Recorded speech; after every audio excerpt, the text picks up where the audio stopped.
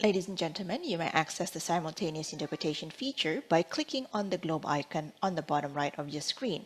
Or if you're using a cell phone, click on the three dots on the bottom right hand, then click on Language Interpretation.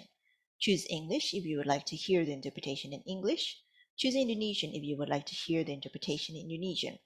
However, please do not click Mute Original Audio to ensure that you can continue to follow the floor discussion when there is a switch in floor language. For the speakers, please choose the same channel as the language you're using. For example, choose English to speak in English and Indonesian to speak in Indonesian to avoid a collision of voice with the interpreters. Thank you. Para hadirin yang terhormat, untuk menggunakan fitur penjuru bahasan secara simultan, silakan tekan tombol bola dunia di bagian kanan bawah. Atau jika menggunakan telepon genggam, silakan tekan 3 titik pada bagian kanan bawah, kemudian Language Interpretation. Silakan pilih channel yang Anda butuhkan, klik English untuk mendengarkan terjemahan dalam bahasa Inggris, atau Indonesian untuk mendengarkan terjemahan dalam bahasa Indonesia. Mohon jangan menekan tombol Mute Original Audio agar bisa tetap mendengarkan acara walaupun terjadi perubahan bahasa. Bagi para pembicara, silakan pilih channel sesuai dengan bahasa yang ingin Anda gunakan. Misalnya, pilih English untuk berbicara dalam bahasa Inggris, dan pilih Indonesian untuk berbicara dalam bahasa Indonesia, untuk menghindari percampuran suara dengan interpreter. Terima kasih.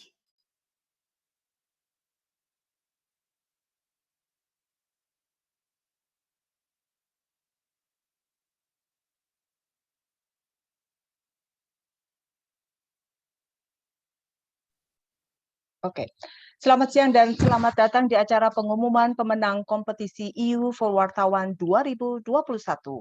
Bersama saya, Yulia Maru, senang sekali bisa menemani para pemenang serta rekan-rekan wartawan lainnya yang sudah menyediakan waktu untuk mengikuti acara virtual ini.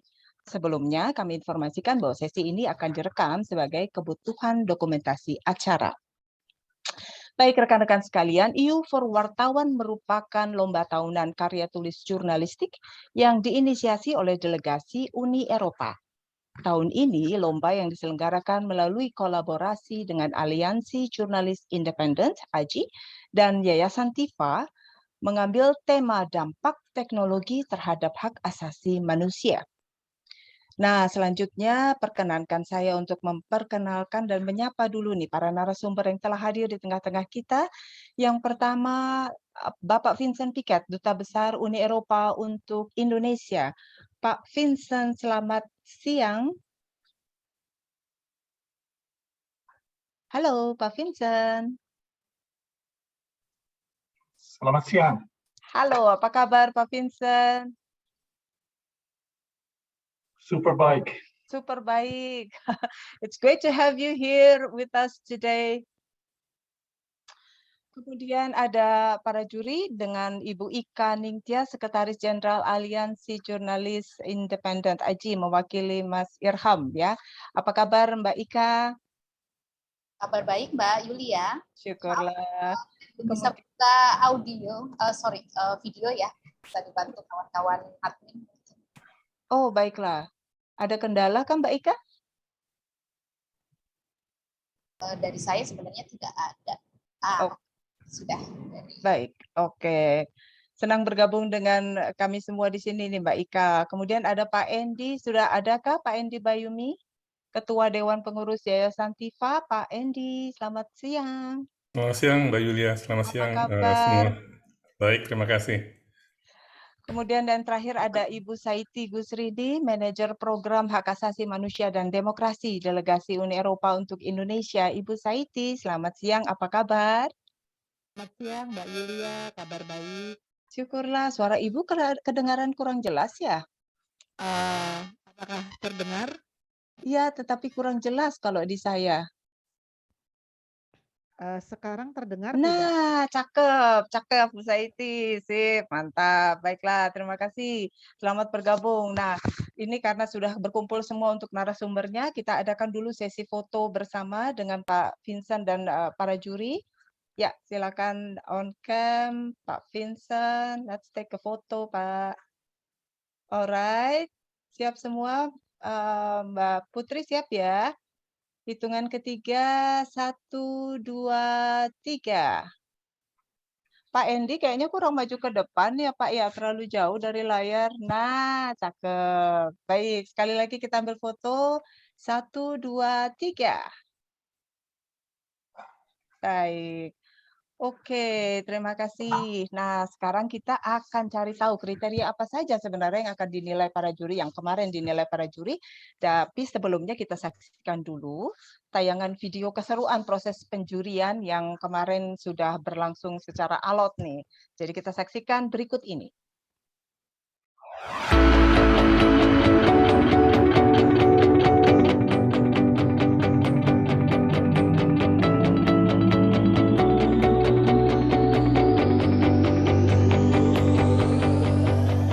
Saat itu media banyak banget yang nulis gitu. Jadi menurut saya ini nggak terlalu spesial. Dan di situ hanya ada satu tulisan yang mewakili masyarakat adat dan liputan ini cukup menarik. Menurut saya sangat-sangat menarik. Kita kan ngomongin masyarakat adat ya di Indonesia bukan cuma Jawa gitu, tapi banyak banget. Dia agak lemah ya dari language, strukturnya. Saya kan mengikuti ininya kan, indikatornya, stylenya juga. Oke. Walaupun topiknya menarik dari segi clarity, temanya itu juga arahnya nggak jelas gitu.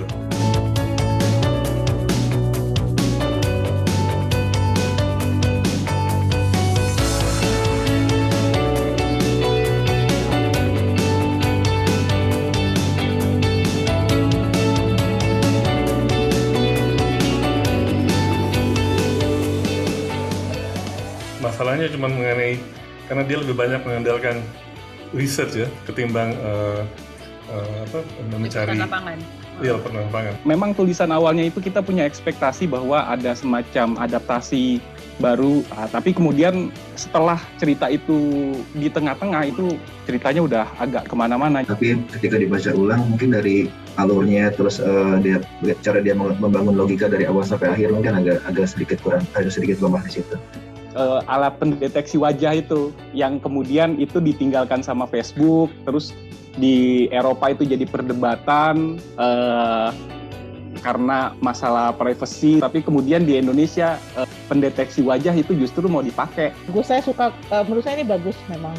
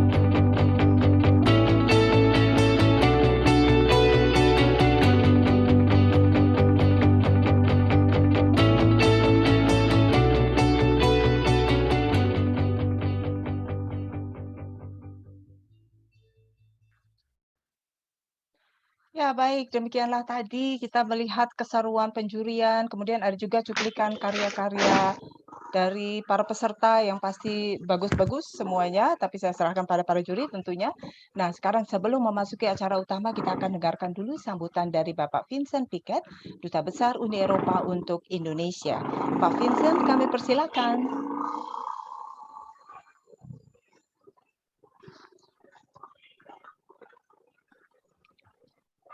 Silakan Pak Vincent.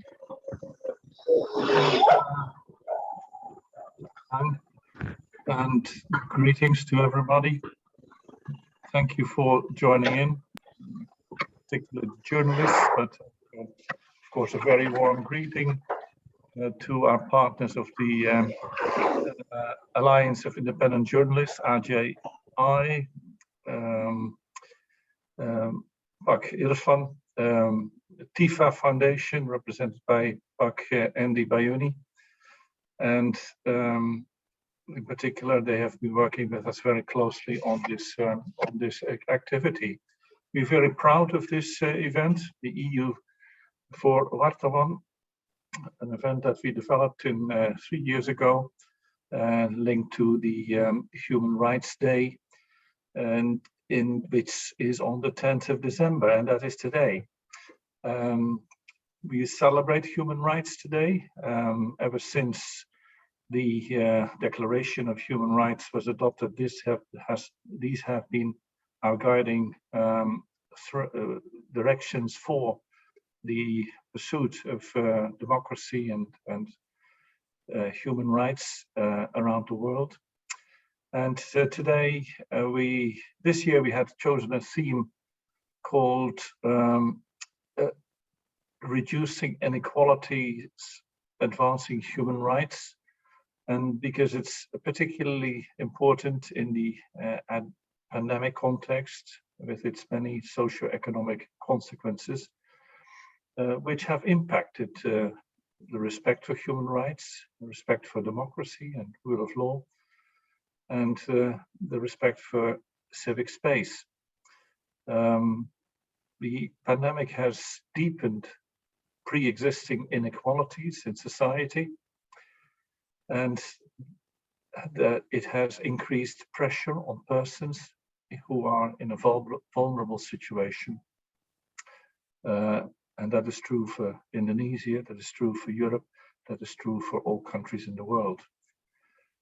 Now, yeah, the EU for Wartawan competition, it has as its goal the recognition of quality journalism that highlights human rights issues.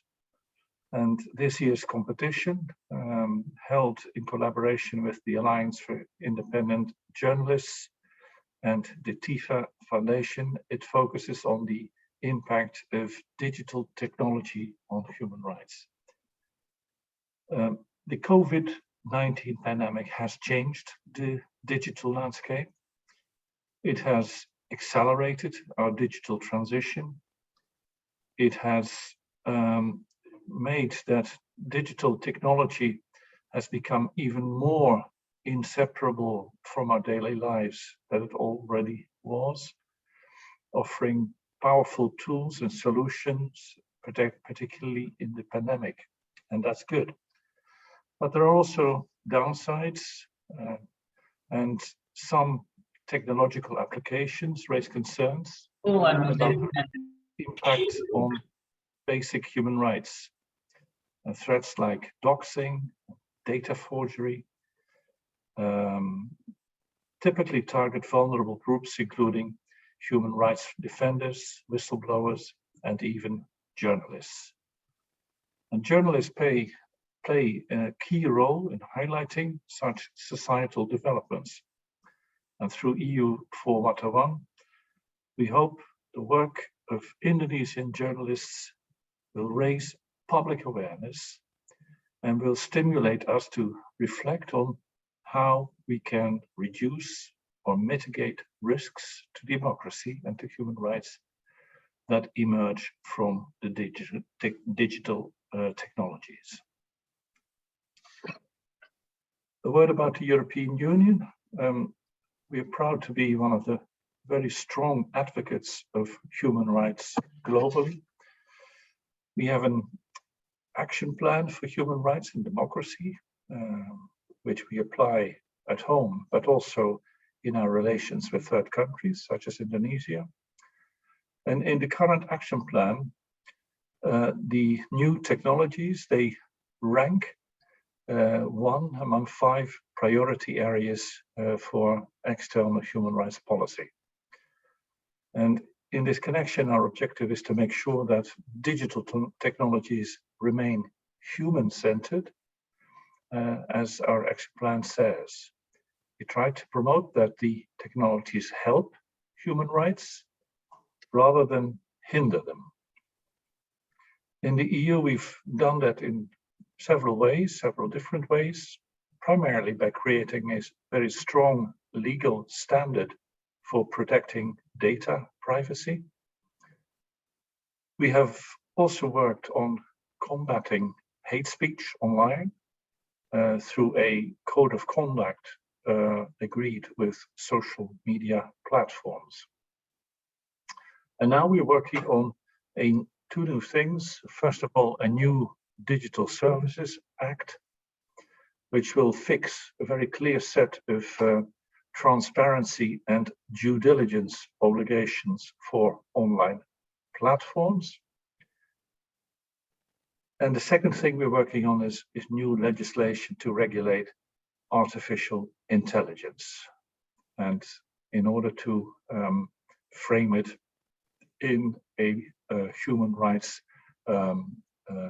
backdrop that regulates the development and use of this new technology.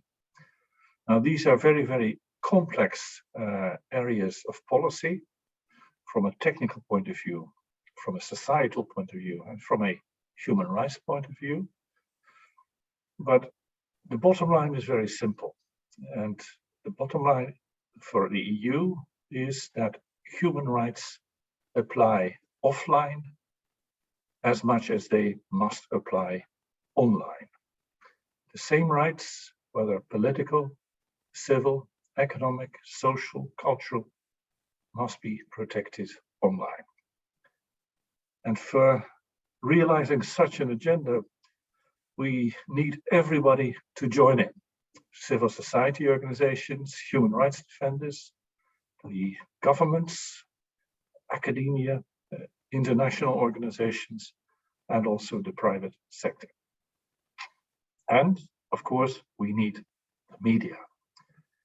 And for that reason, I'm extremely happy that we got such a tremendous response from media, from journalists, to the EU for Wartawan competition this year. I would like to thank all journalists who participated in this competition, who submitted their entries. It's encouraging to see and to know that many do write about human rights related issues, including in connection with technology. I would like to thank the Alliance of Independent Journalists and the TIFA Foundation for the excellent collaboration we've had this time with you, like as on other times. And particularly warm thank you to our three jurors, Pak Irfan, Pak Andy Bayuni, and Ibu Saiti Kusrini, who is a human rights expert in my delegation.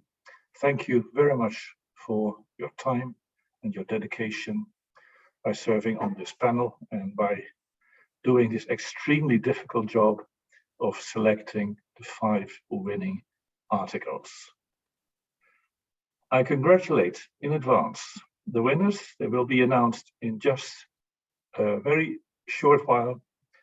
I wish you, but everybody else as well, every success in your further work, and you can count on the support from the European Union as you proceed writing articles about human rights, democracy for the years to come.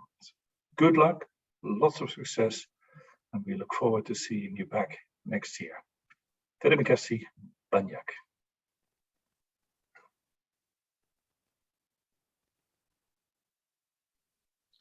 Baik, terima kasih Pak Vincent.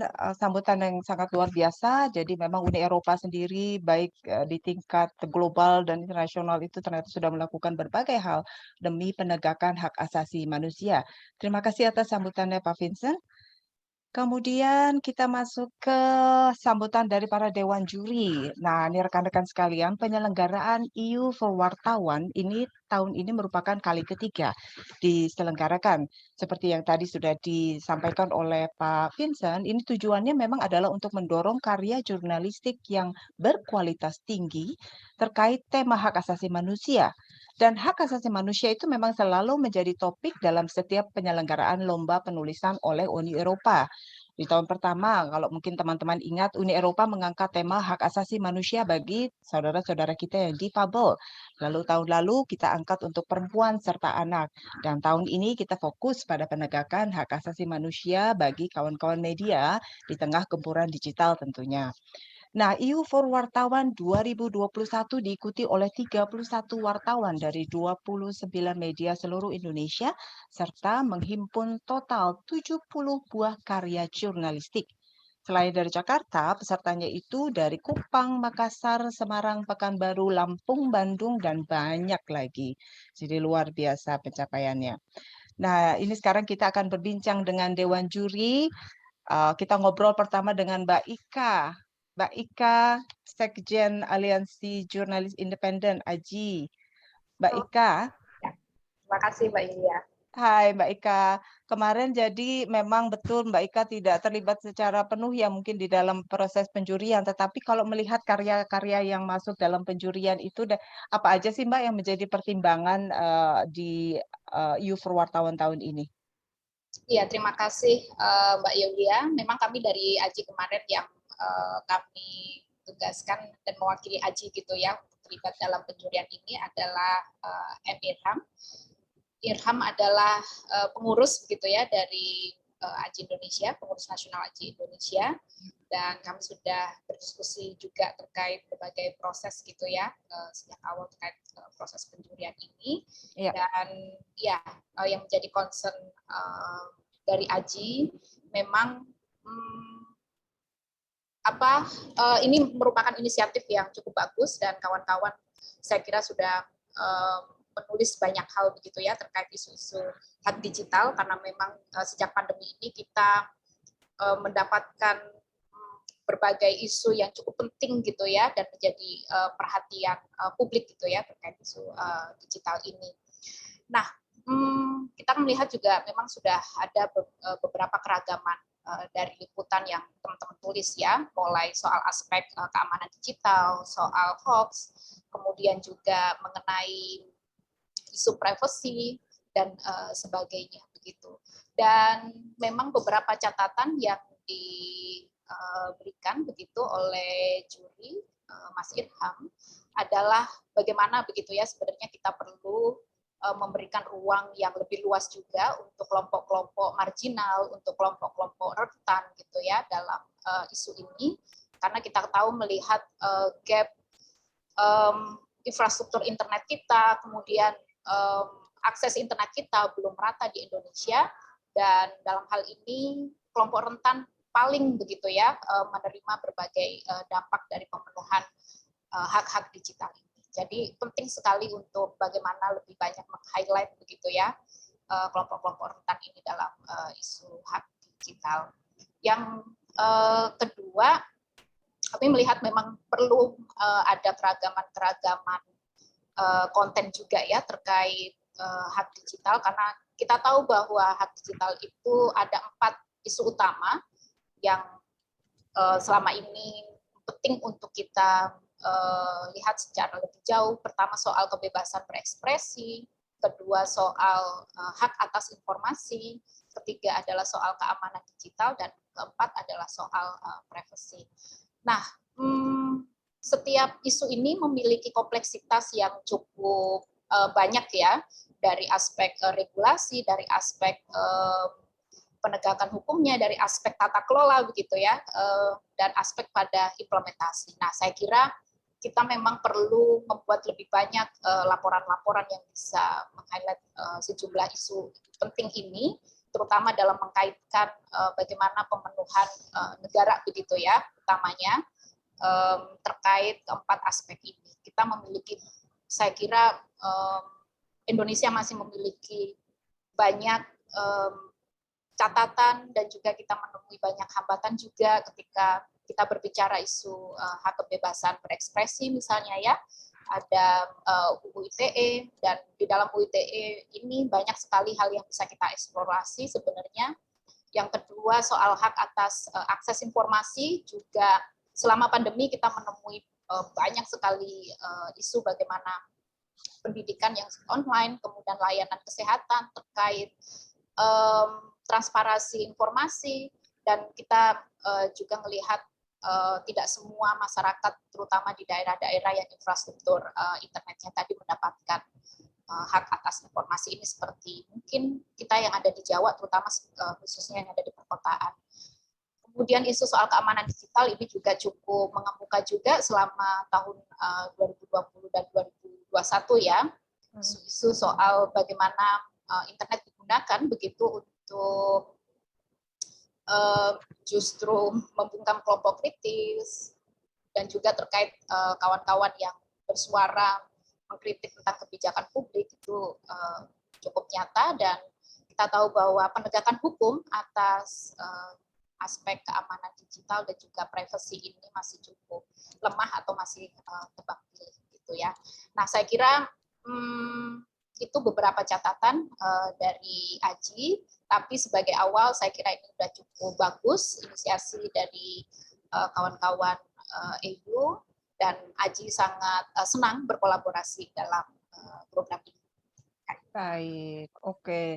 Mbak, ini mau bertanya satu hal nih, Mbak. Di bulan Mei lalu tuh Aji mencatat nih, ini dari suatu pemberitaan ya, mencatat ada 14 kasus nih serangan digital yang dialami teman-teman jurnalis dan media sepanjang tahun 2020 dan 2021 ya. Meliputi 8 kasus doxing, ada 4 kasus peretasan, dan 2 kasus distribute denial of service. Ini yang merupakan keprihatinan besar kita bersama ya.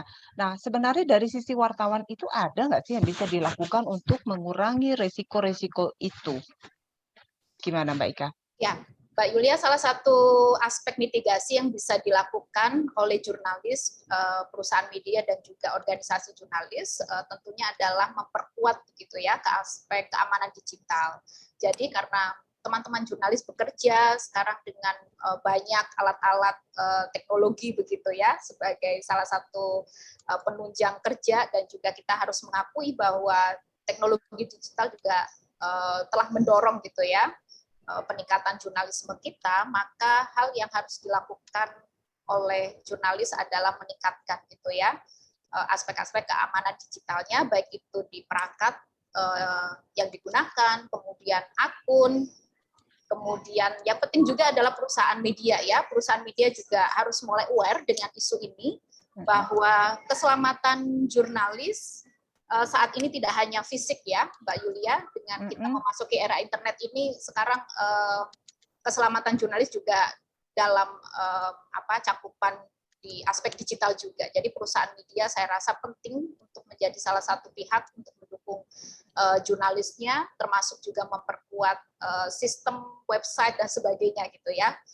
Di bulan Mei juga di laporan kami itu beberapa media itu kan kena serangan DDoS ya, dan ini juga melibatkan media-media yang cukup besar, misalnya Tempo, Tirto, juga ada beberapa kawan-kawan yang mengelola media-media alternatif seperti Konde, kemudian ada Magdalene, gitu, ada Jubi juga. Nah, ini menandakan bahwa serangan terhadap kebebasan pers ini sudah semakin kompleks begitu ya. Kalau dulu kita didatangi massa begitu ya teman-teman media di Tempo, tapi sekarang langsung situsnya yang dihack, dan ada beberapa artikel yang sampai harus berhasil dihapus begitu dari websitenya. Jadi ini kejahatan juga semakin serius, jadi penting untuk teman-teman di redaksi dan juga jurnalis harus aware dengan isu ini. Ya, benar juga ya. Jadi memang ya bukan hanya dari pihak yang penjahatnya saja, tetapi dari diri kita sendiri juga perlu menguatkan hal-hal yang dibutuhkan untuk keamanan digital masing-masing ya Mbak ya. Ya. Baik, terima kasih. Lalu kita ke Pak Endi. Pak Endi, aku mau bertanya satu hal nih, bagaimana Bapak melihat nih ya tarik-menarik kepentingan antara kebutuhan dan ekspansi akses dan kualitas terhadap informasi serta perkembangan digital ekonomi dan proteksi hak asasi manusia, baik itu keamanan data dan lain-lain. Ini bagaimana nih Pak Endi, silakan. Ya, terima kasih Mbak Yulia. Sebelumnya saya izinkan berbicara sebagai wakil dari Yayasan TIFA untuk menyampaikan terima kasih dan apresiasi kepada teman-teman di Delegasi Uni Eropa Indonesia dan juga Aliansi Jurnalis Independen atas kolaborasi kita bersama. Kita bertiga lembaga melaksanakan EU for Wartawan program ini dan mengadakan kontes penulisan ya. Saya sebagai jurnalis sendiri juga tentu mendukung segala usaha untuk perbaiki kapasitas dan keterampilan daripada wartawan kita. Dan salah satu cara adalah dengan mengadakan kontes penulisan ya. Media dan jurnalis itu kita tahu tadi seperti Dubes Vincent mengatakan memainkan peran yang penting dalam masyarakat yang terbuka dan demokratis ya. Dan kami di TIFA sangat komited untuk membantu media dan jurnalis di Indonesia untuk meningkatkan kontribusi mereka terhadap usaha ini. Nah, mengenai tadi pertanyaannya dari Mbak Yulia, emang dan ini kan menjadi topik daripada kompetisi ini ya, dampak dari teknologi digital terhadap hak asasi manusia. Jadi emang teknologi ini punya dua sisi ya. Jadi di satu pihak dia menjadi suatu kekuatan positif ya, karena memberikan suara yang kepada sejumlah kelompok masyarakat yang sebelumnya tidak punya suara. Ya, internet dan media sosial itu memberikan platform kepada mereka untuk bisa bersuara. Dan manfaatnya sangat dahsyat kalau dibandingkan dengan sebelum adanya internet dan media sosial. Tapi di sisi lain yang menjadi concern kita atau kekhawatiran kita adalah bahwa ada sisi negatifnya, dan sisi negatifnya itu juga sangat dahsyat. Dan itu di sanalah dampak terhadap hak asasi. Ya, jadi di satu pihak internet dan media sosial itu mengedepankan atau membuka ruang lebih luas untuk kebebasan berbicara, tapi di sisi lain teknologi ini juga membawa sejumlah masalah.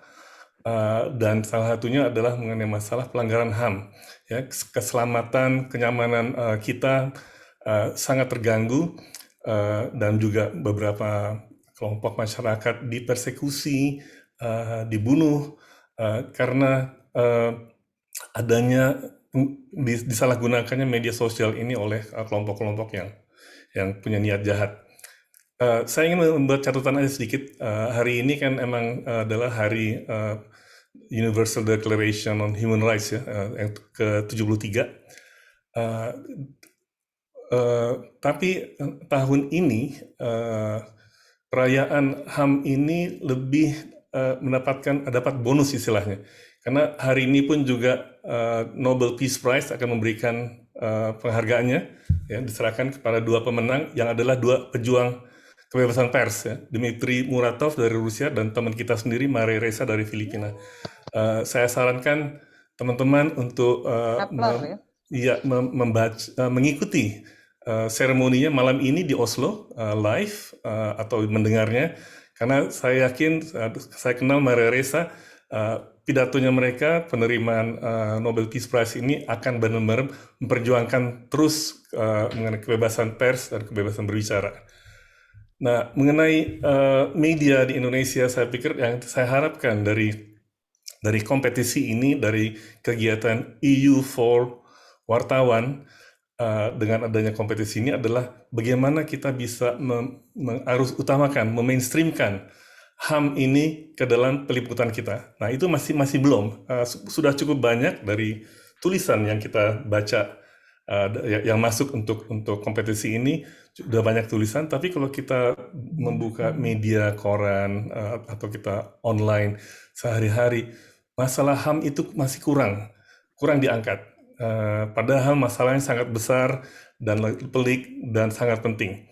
Jadi harapan saya adalah dengan adanya kompetisi ini, pemenangnya dan teman-teman yang hadir, walaupun mungkin tidak mendapatkan tidak masuk dalam 5 besar, tapi pesan yang ingin kami sampaikan adalah bahwa mari kita bersama-sama harus utamakan hak asasi manusia dalam peliputan kita, sehingga masalah-masalah yang sangat pelik dan sangat dahsyat ini bisa diatasi bersama-sama dengan masyarakat. Ya. Oke, terima kasih. Mudah-mudahan tercapai nih apa yang menjadi harapan kita, bahwa di setiap penulisan itu memang kita membutuhkan rekan-rekan wartawan, dan merekalah yang akan menjadi mata dan telinga kita semua untuk apa nih yang lagi terjadi di tengah masyarakat, apalagi itu menyangkut dengan hak asasi manusia. Baik, terima kasih Pak Endi atas sambutannya. Sekarang ke Ibu Saiti, Manajer Program Hak Asasi Manusia dan Demokrasi dari Delegasi Uni Eropa untuk Indonesia. Bu Saiti, Uni Eropa ini sangat gigih memperjuangkan HAM bagi kaum marginal, disabilitas, termasuk juga kalangan media. Nah, untuk tahun 2022 ini kira-kira apa payung besar dari Uni Eropa yang akan diterapkan di Indonesia nih terkait dengan penegakan HAM? Silakan Ibu Saiti. Terima kasih Mbak Yulia. Mungkin untuk pertamanya saya ingin mengucapkan, tadi sudah diucapkan sebenarnya oleh Pak Vincent, terima kasih kepada semua rekan-rekan jurnalis dan media yang telah berpartisipasi. Tentunya ini merupakan satu kebanggaan sendiri bagi Uni Eropa untuk bisa bekerja sama dengan teman-teman rekan-rekan jurnalis dari berbagai media. Untuk menjawab pertanyaan tadi, jadi untuk tahun 2021 sampai 2024, Uni Eropa memiliki beberapa prioritas penting dari aspek hak asasi manusia dan demokrasi dalam hubungannya dengan Indonesia. Di antaranya adalah hak asasi manusia dan lingkungan hidup, kemudian hak asasi manusia dan teknologi digital, perlindungan terhadap pegiat HAM atau Human Rights Defenders, kemudian juga ada hardcore issues dari human rights, yaitu penghapusan hukuman mati dan pencegahan penyiksaan, serta tentunya yang juga menjadi sangat penting adalah isu-isu non-diskriminasi. Nah, dalam menjalankan kelima prioritas ini, tentunya kita bekerja sama dengan berbagai pihak, baik dari berbagai lembaga negara, tetapi juga yang paling penting adalah teman-teman dari kelompok masyarakat sipil dan juga jurnalis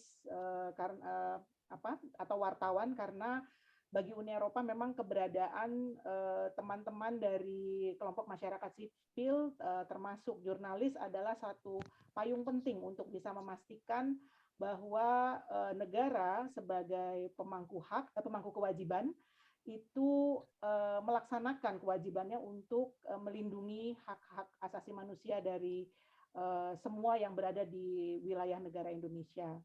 Untuk tahun 2002 sendiri nanti selain dari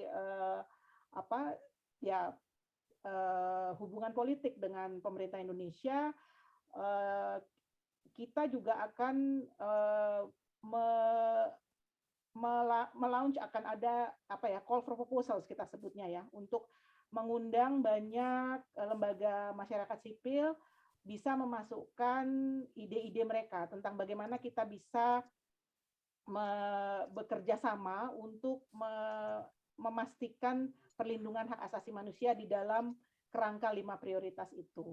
Jadi mungkin nanti kita salah satu mungkin tema yang juga akan kita angkat adalah bagaimana semakin memberdayakan atau semakin menggunakan good journalism lah istilahnya untuk kita bisa mempromosikan hak asasi manusia, karena tadi sudah disebutkan oleh Pak Endi ya, ternyata isu-isu hak asasi manusia ini cukup jarang gitu muncul sebagai hardcore gitu di dalam pemberitaan-pemberitaan di media gitu. Tapi sebenarnya kita juga harus tahu bahwa kita juga sadar bahwa sebenarnya hak asasi manusia itu mainstream di berbagai isu. Ketika kita bicara isu ekonomi ya sebenarnya di dalamnya ada unsur-unsur hak asasi manusia. Jadi kita berharap sebenarnya dengan program-program kita ke depan kita bisa semakin bekerja sama dengan para jurnalis untuk bisa mengembangkan kapasitas mereka juga dan termasuk dengan medianya sendiri gitu. Jadi karena kita tidak hanya bisa bergantung pada jurnalis itu juga menggunakan medianya gitu untuk bisa menyebarluaskan isu-isu hak asasi manusia dan demokrasi di negara ini. Dalam kompetisi ini Uni Eropa dan Indonesia kita menunjukkan bahwa kita mempunyai concern yang sama, yaitu bagaimana kita bisa mewujudkan ruang digital yang aman bagi publik, dan ternyata memang peran media menjadi sangat penting di dalamnya. Dan ini juga berlaku untuk berbagai isu hak asasi manusia yang lain. Dari saya begitu, Mbak Yulia. Baik, terima kasih Ya, memang hak asasi manusia ini memang harus terus didukung dari berbagai pihak ya, bukan hanya satu pihak saja, tapi juga kita bekerja sama dengan instansi dan sebagainya. Oke, terima kasih Ibu Saiti. Sekarang kita masuk nih saat yang dinantikan nih. Tanpa berlama-lama lagi, kita akan mengumumkan siapa-siapa saja yang akan menjadi pemenang EU for Wartawan 2021 yang akan dibacakan oleh para juri. Nah, ini nanti Mbak Ika dan Pak Endi serta Ibu Saiti masing-masing juga nanti akan berkesempatan untuk mengumumkan nama pemenangnya setelah nanti kita munculkan di layar ya. Oke, kita mulai dari ini ada 5 pemenang. Kita sampaikan dulu nih ya. Ini ada 5 pemenang, tapi bukan peringkat 1 yang terbaik, peringkat kedua yang terbaik, bukan seperti itu. Pokoknya ini adalah 5 karya terbaik dari kompetisi EU for Wartawan 2021. Oke, sekarang kita mulai dengan peringkat yang pertama dan kedua yang akan dibacakan nanti oleh Mbak Ika nih. Silakan. Ditunggu ya Mbak Ika. Yang deg-degan jadinya saya nih, Mbak. Aku juga. Akan ya.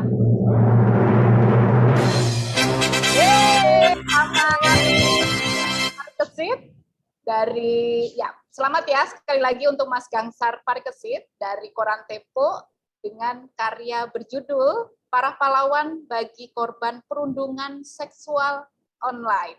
Luar Keren biasa. sekali lihat dari judulnya memang. Siap. Oke, kemudian yang kedua silakan.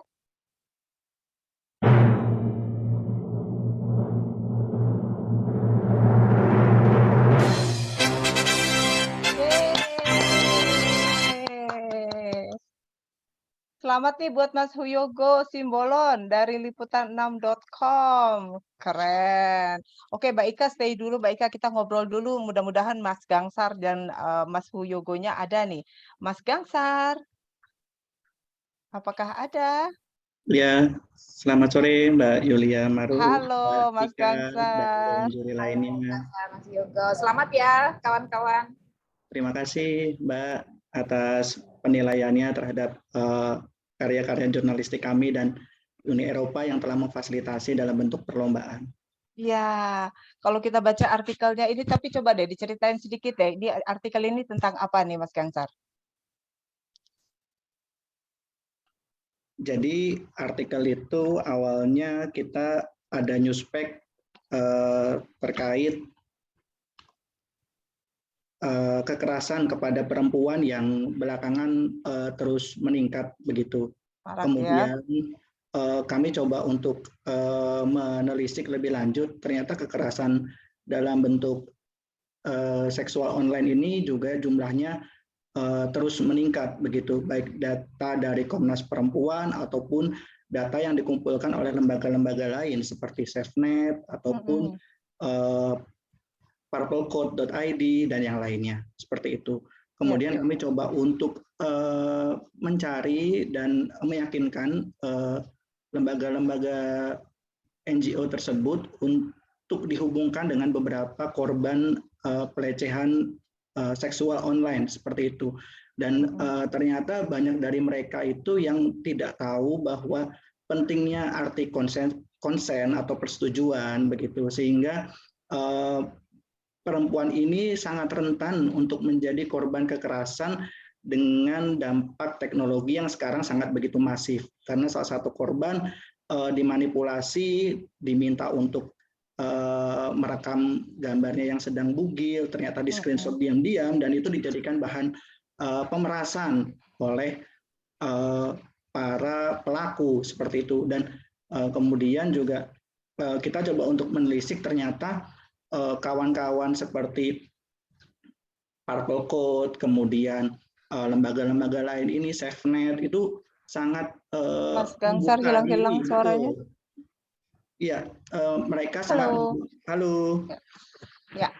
Ya, mereka silakan, sangat, ya, seperti lembaga-lembaga Purple Code, SafeNet itu sangat membuka diri. Mereka membuka silakan, Mas. Kanal pengaduan bagi korban-korban tersebut untuk menceritakan, dan mereka membantu untuk mengadvokasi, Mbak. Ya. seperti itu. Karena mereka ini kebanyakan bingung mau cerita dengan siapa.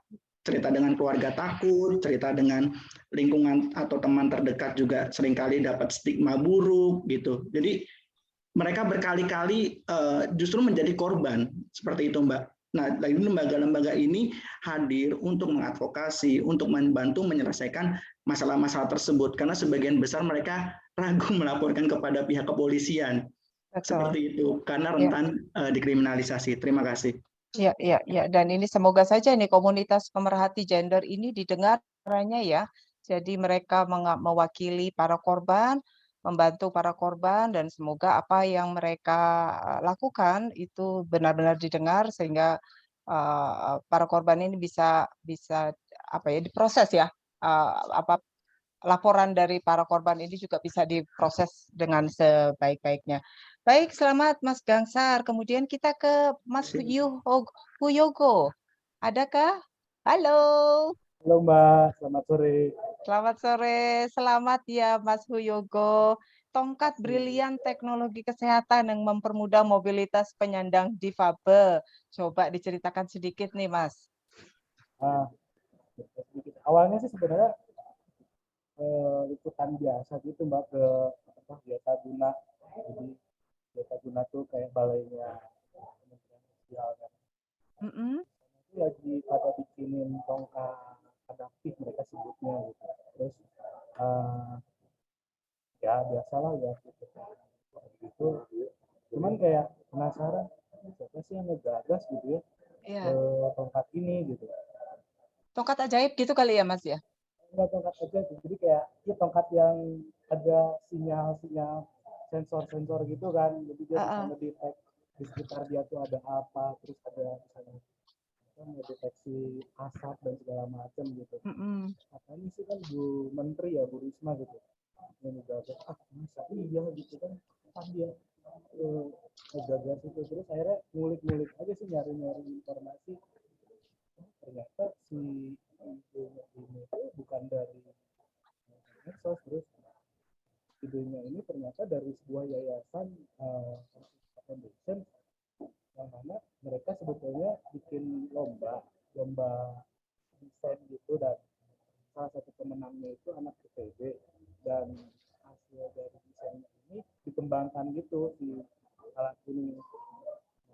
Foundation kerjasama sama dengan startup teknologi kesehatan yang sebetulnya sih dia masih underdog gitu si ini. Kenapa dia ngerangkul startup yang underdog? Ya kalau misalnya dimasalkan kan berarti butuh modal besar dan jalan. Akhirnya udah deh kerjasama yang seadanya dengan funding gitu, buatlah si alat ini gitu. Ya. Ini namanya Brilliant Camp. Terus dari situ kayak emang alat ini kalau kita beli di luar negeri kan gampang aja diteliti di mana juga ada gitu. Sementara dia pendiri Santi Foundation sendiri beranggapan harusnya sih melibatkan SDM lokal gitu, dan SDM lokal sebetulnya bisa untuk membuat alat ini gitu. Jadi gitu sih. Oke, sip. Sekarang tongkat brilian ini sudah mulai diproduksi ya? Terus memantau beritanya, terus memantau perkembangan ya, Mas? Saya masih mantau karena mereka tuh rencananya juga pengen bikin kayak kalau platformnya ini di Indonesia kitabisa.com gitulah. Oh ya, mencari penggalangan dana ya. Jadi nanti orang tuh bisa udunan gitu berapa, 5.000 perak itu berapa. Sampai akhirnya nanti mungkin tongkat itu bisa dimiliki orang disabilitas netra ataupun low vision yang nantinya ya tongkat itu membantu produktivitasnya si difabel itu gitu. Sip. Oke, mudah-mudahan nih tongkat brilian kita ini benar-benar dapat diproduksi secara lebih banyak sehingga dapat membantu saudara-saudara kita kaum difabel ya. Amin. Semoga sih ya tujuannya juga mereka, kalau sekarang katanya di kita mah kalau dihitung nyari untung mah nggak ada lah, apalagi ngejual hardware ya kan. Baik. Ya mereka pikirannya juga itu gimana caranya ngebantu dulu Ya. Oke, terima kasih. Selamat sekali lagi. Sekarang kita ke pemenang berikutnya. Ada nomor 3 dan nomor 4 yang akan disampaikan Pak Endi. Saya tadi baru terinfo Pak Endi sendiri akan berangkat jam 4. Coba kita lihat bersama. Sekarang untuk yang nomor 3.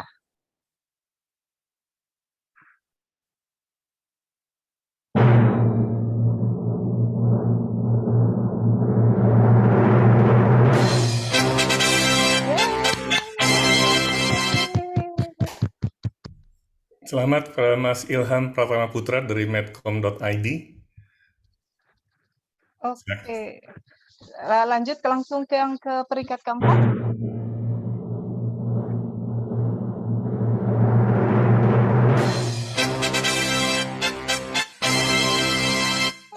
Yeay. Dan selamat kepada teman kita Kurnia Yunita Rahayu dari kompas.id. Baik, apakah ada Mas Ilham dan Mbak Kurnia di sini? Ada. Pak Endi, maaf Pak Endi kalau mau silam monggo Pak untuk meeting yang selanjutnya.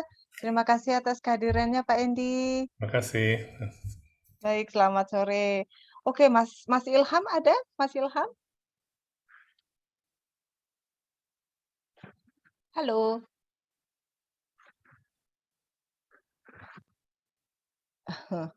Selamat tuh dari Mas Bagus Supriyadi buat Mbak Kurnia nih pasti. Mas Ilham ada? Kalau tidak ada Mbak Kurnia ada kah?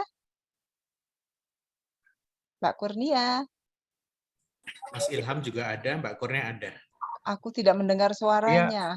Mas Mbak Yuli. Ilham, halo. Terima kasih sudah hadir sore hari ini. Ya, sama-sama Mbak. Gimana ceritanya ini tulisan liku-liku teknologi dan pemenuhan HAM pelajar disabilitas. Ini terjadi di mana ya Mas Ilham ya? Itu wawancara di teman disabilitas kita yang di Jakarta. Sekolahnya di Jakarta. Itu liputan saya setahun lalu, jadi Mbak, ini aku minta maaf ya nggak nyalain video. Iya, nggak apa-apa. Iya, nggak apa-apa. Jadi apa yang dilakukan ini untuk para pelajar disabilitas nih? Di saat siswa lain mungkin ya, di saat menghadapi pandemi kan mereka juga punya tantangan itu bagi siswa yang biasa gitu ya, apalagi buat mereka yang berkebutuhan khusus kan pasti tantangannya jadi berlipat ganda. Nah, jadi saya tuh coba menyoroti gimana sih cara mereka juga ikut beradaptasi dan ikut bisa untuk memperjuangkan hak mereka di dunia pendidikan.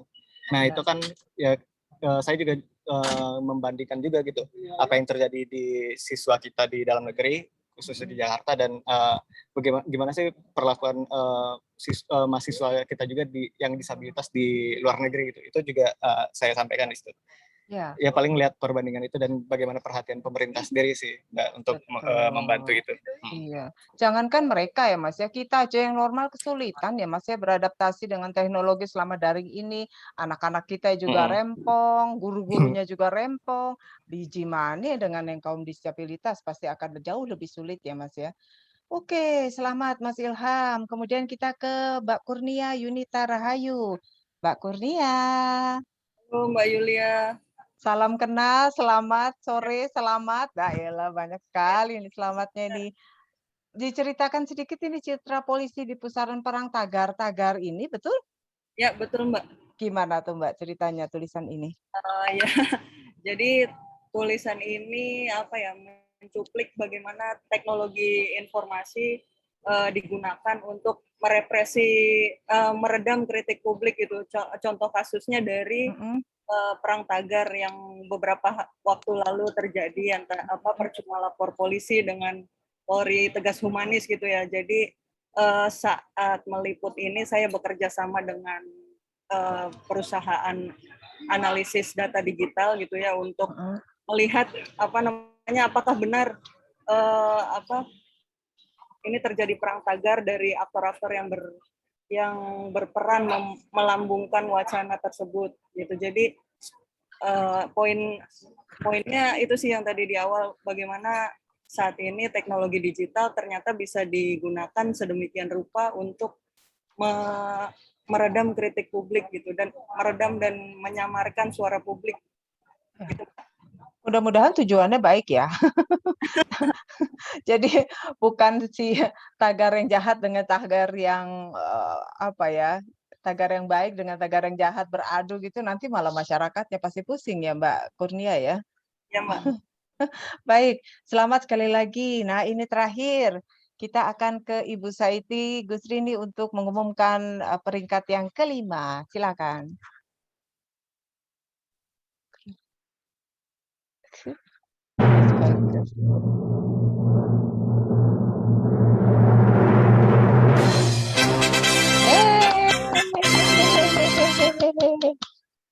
Ibu Saiti.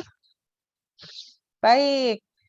Selamat kepada Mas Satrio Pangarso Wisanggeni dari Harian Kompas dengan judul Mengenali Dilema Pengenalan Wajah. Mas Satrio, adakah?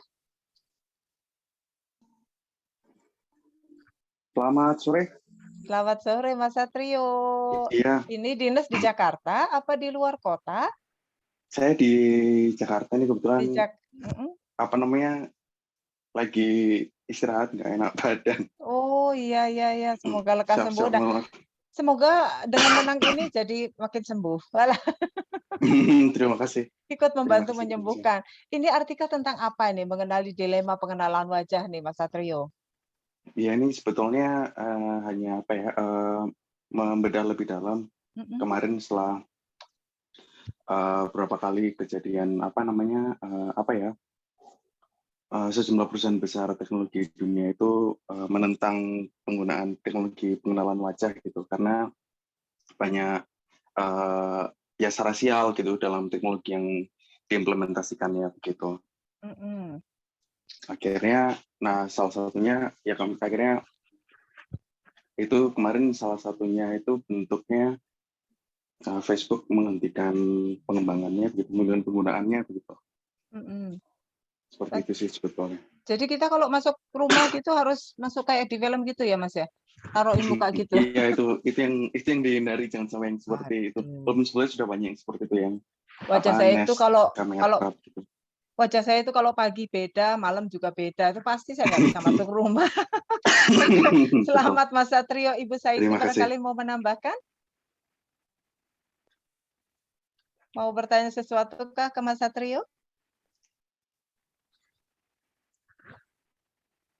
Mungkin masih di mute. Masih di mute kayaknya.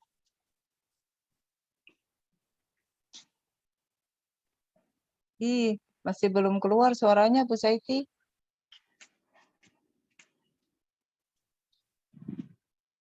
Sama, saya nggak dengar. Gimana teman-teman yang lain dengar nggak ya?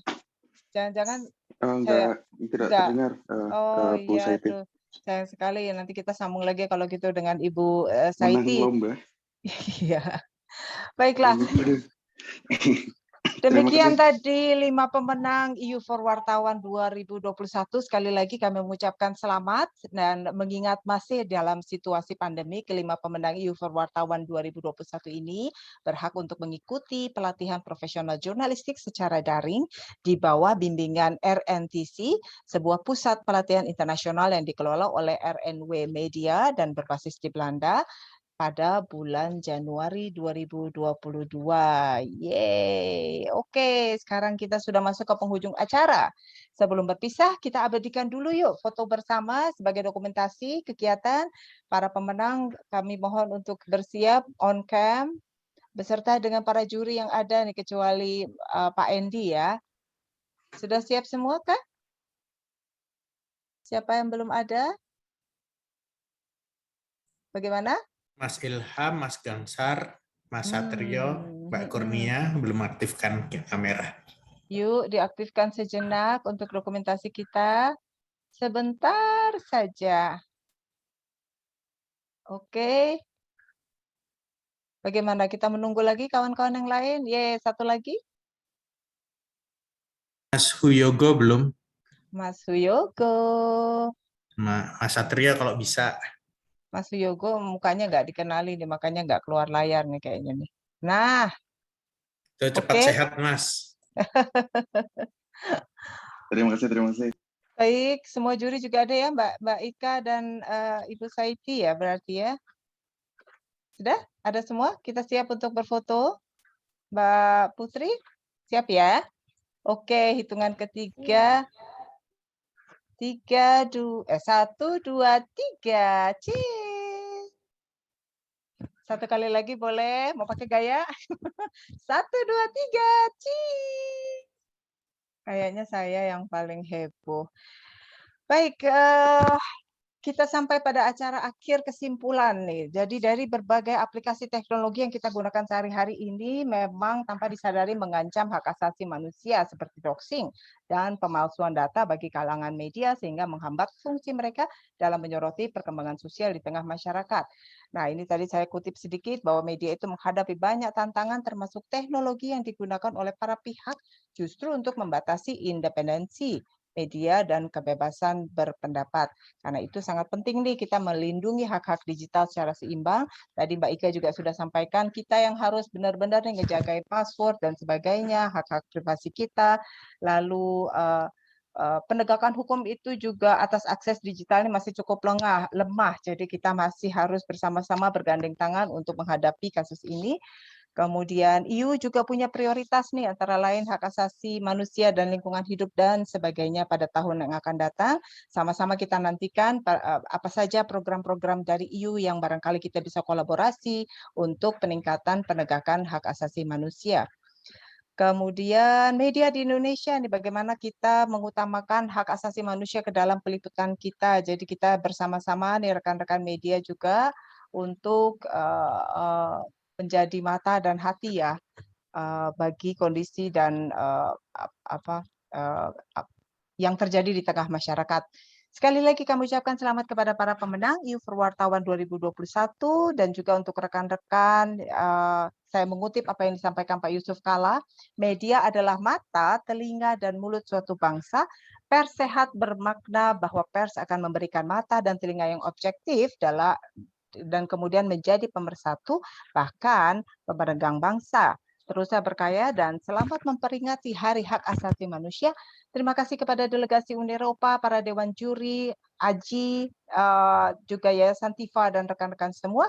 Saya Yulia Maru, pamit undur diri dan sampai jumpa di acara selanjutnya. Stay safe and stay healthy. Terima kasih Mbak Yulia. Terima kasih. Terima kasih. Semuanya wartawan sudah memberikan karyanya. Terima kasih semua. Terima kasih.